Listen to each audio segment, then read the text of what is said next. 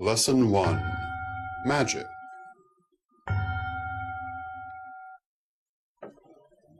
Most people who have an interest in Wicca come to it first from an interest in magic. Therefore, we will begin these lessons by talking about magic.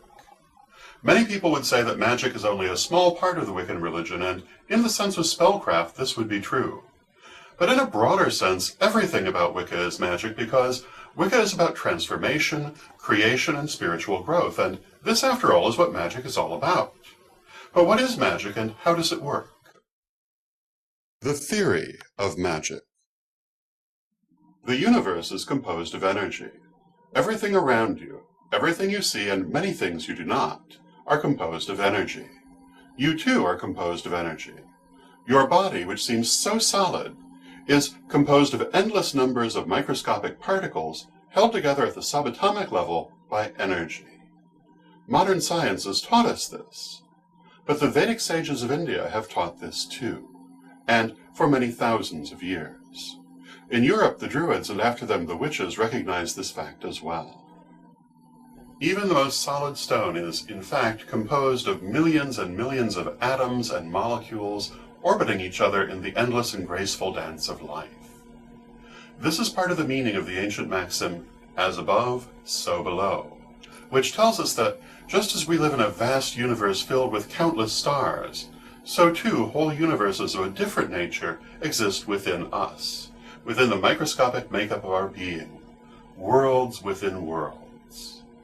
The electromagnetic energy that holds electrons and protons and other microscopic particles in place has had many names in different times and places. Chi, Asia; Mana, Polynesia; Orenda, Iroquois; Ode, German; the Force, Star Wars; and psychic energy, contemporary. For the purposes of these lessons, we shall call it simply energy. Energy is not static or inanimate. Rather, it is responsive and dynamic in character. It is fluid in its movements and, as such, is symbolically likened to water. Yet it is also likened to light and fire because of its effects. In more contemporary times, it has also been likened to an electric current, though it is not so harsh or unpredictable as this. In truth, energy is unique unto itself, and only by working with it can you come to understand it. Comparisons to other substances give only a rough approximation of what it is like. It is the shape this energy assumes that creates the pattern of the physical world we see around us, for all physical forms are structured from it. We interact with this energy every day and every second of our lives. It constantly transforms, renews, and changes its shape within us and around us. This constant change responds to and is driven by our thoughts and emotions in ways of which most of us are not aware and of which fewer still have any understanding. This energy takes its shape from us in reaction to us as instantly and naturally as air conforms to the surface of the earth or water to the shape of the sea floor. But this is an unconscious process. We don't think about it, we're mostly unaware of it. For most of us, this daily shaping of energy occurs at the level of our unconscious beliefs and emotions, and is as automatic and out of our control as our unconscious itself. Often, we do not even know what our unconscious beliefs and emotions really are, let alone how they affect us on an energetic level. When we bring our conscious mind and willpower to bear on this process, however, we create a very different situation. Now, rather than an unconscious process out of our own control, the shaping of energy and thus of the world itself becomes a precise and deliberate skill that lies directly in our hands. This is magic, the art of consciously focusing and controlling this all-pervasive energy. Through focused will and effort, we use the universal energy to affect the things around us. As energy reacts to thought and emotion can be used to control or influence it. Energy also reacts to certain physical stimuli, but we will deal less with this aspect than with thought and emotion. Yoga is an excellent form in which to study the influence of physical stimuli upon energy. It must be understood that it is not from the ordinary level of our conscious mind that we do this. If it were, everyone would be doing it and it would be easy to teach. Rather, Magic is done from a higher level of consciousness, the higher self. Scientists studying psychics have found that when a person enters a psychic trance, the person's brainwaves change. Psychics in trance do not use the normal beta waves associated with ordinary consciousness, but instead use the theta and delta waves associated with sleep. This is true of a person performing an act of magic as well. We access a higher part of ourselves, a change in consciousness that shows even in our very brainwaves. Only at this level are we fully conscious, truly human. It is not hard to reach this level, but it is hard to learn to do it at will and to be able to access it on command. This is called shifting consciousness, and an accomplished witch can do it in the twinkling of an eye with no external effort or trappings. The student, however, should expect to put out some effort to effect this change in consciousness, and he or she may have to work hard to master it. Also, a number of external factors may be used to help effect this change. Specific words, ritual patterns, or items such as stones or artifacts that have power in themselves, or that serve to put the person in the right frame of mind, for example. Such external trappings are keys that we use to help us effect this shift in consciousness to access our higher self. They work on a symbolic level, bypassing conscious and unconscious limitations to act directly upon the higher self. There are many different ways by which magic can be performed. All of them have the same basic goal, to focus energy and direct it from a state of higher consciousness. Visualization, trance, spellcraft, using external tools such as candles, cords, and so on, ritual of various sorts, chanting and toning, all of these and many other techniques can be used to create the necessary shift in consciousness. Which is the best way? That depends very much on the individual. Everyone is different. What serves one person best may not work at all for another. That is why it is important to study and try as many different techniques as possible, because only you can know what will work best for you, and only by experience can you discover this.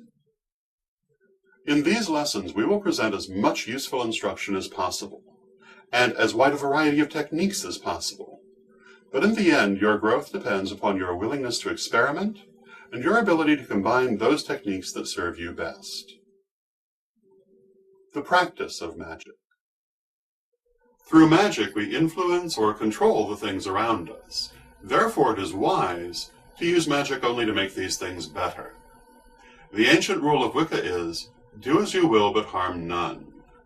Magic is a great power and can be a great responsibility, and you do well to use it wisely, as everything you do comes back to you through karma. Karma dictates that every action you take, you will also experience in time from the receiving end. So when you do something good for another, you're also doing something good for yourself, as you will eventually experience the same good as a recipient. But if you do harm, that same harm you will ultimately do to yourself. This is very important to understand and remember.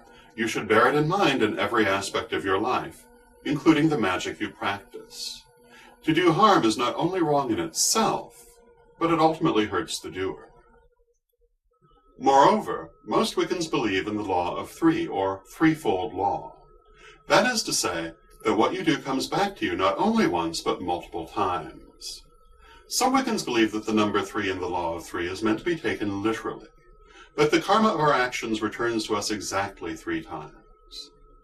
In the Karelian tradition, we consider the number 3 to be symbolic of plurality in general, rather than literally referring to a specific number of times.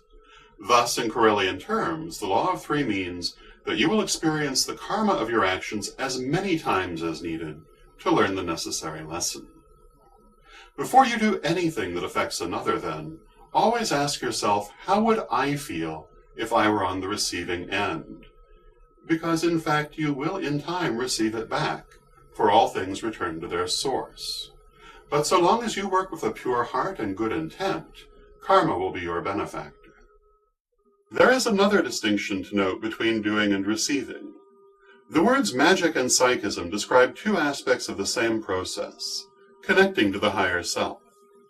The word psychic comes from the Greek psyche, meaning soul or spirit, that is, the higher self. In magic, we use this connection to the higher self actively, to create a certain response in the world. In psychism, we use the same connection passively, to receive information about the world. We also use the word psychic to describe the exercises we use to build both these skills. Because magic is work from the higher self, everything that helps you to connect with your higher self helps magic. Regular meditation and psychic exercises are valuable tools to strengthen that connection. The connection is like a muscle, and it grows stronger with use. The more you do, even if at first you do not see success, the better you will get, and the easier it will be. Persistence is important. In its opening stages, the most important thing about magic is to concentrate. Always focus as much energy as you can into what you are doing. This is rather like wishing very, very hard. This level of concentration is always an aspect of magic, but later it will begin to seem automatic for you and will not take such effort. If you are visualizing, try to see what you are visualizing as clearly as possible. Make the image as concrete and three-dimensional as you can. Visualization is one of the strongest aids to concentration. Whatever magical working you're undertaking, by whatever method, try to put your whole being into it. The more of yourself you can put into the work, and the more energy you can focus on it, the greater the effect the magical work will have. Psychic hygiene. One of the most important aspects of magical working, one that will be equally important in every magical act you ever perform, is psychic hygiene. Psychic hygiene prevents energy from becoming blocked in your body, which can make it difficult to use energy properly. Every time you do a magical work, you raise energy. That is, you focus and direct energy. When you have finished, you will still have excess energy left in your body, and this leftover energy must be released. You might guess that retaining this energy would be good, but it is not. It clogs up and causes problems. Too much of this excess energy can cause serious problems, so always practice good psychic hygiene. You can sometimes tell if you have excess energy after a magical working or ritual if you find yourself feeling lightheaded or off balance or disoriented. Also, sometimes it will manifest itself as a feeling of hyperactivity or an inability to be still. Literally, a physical feeling of excess energy. But even if you feel nothing unusual, you may still have excess energy, and you should make it a point to clear and release it as a matter of course. Another word for clearing and releasing excess energy is grounding. You'll find complete instructions for this in the exercises section of this lesson. Make sure to read them. Psychic hygiene is always important when you do magical or psychic work. You should cleanse and release both before you begin and especially after you finish. But this is not the only time hygiene is important. Many people on a magical path tend to pick up energy from others, usually emotional energy. Such people may find themselves picking up another person's emotions, mood, or tension level without knowing it. The same techniques of psychic hygiene can be used to release such pickups as well. Furthermore, because we tend to pick up from others in this way, it is important to practice psychic shielding. Psychic shielding basically strengthens your own boundaries so that you do not pick up any energy you do not want. It's good to practice psychic shielding regularly, even daily, as it helps to strengthen the aura or field of spiritual energy.